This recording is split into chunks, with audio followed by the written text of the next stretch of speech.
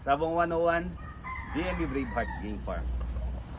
Featuring our Stewart Hoskins Yellow-Legged Dutch Broodstock.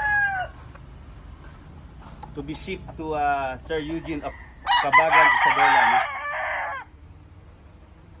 Very healthy,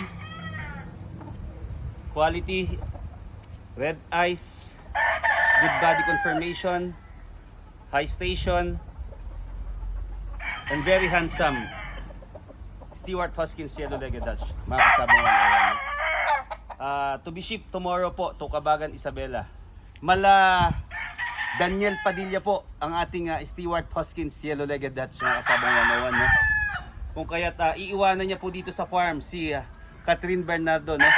Para maghanap sa Isabela ng kanyang ipapalit na Andrea. si Andrea Brillantes. So, yun po mga kasabang 101, no?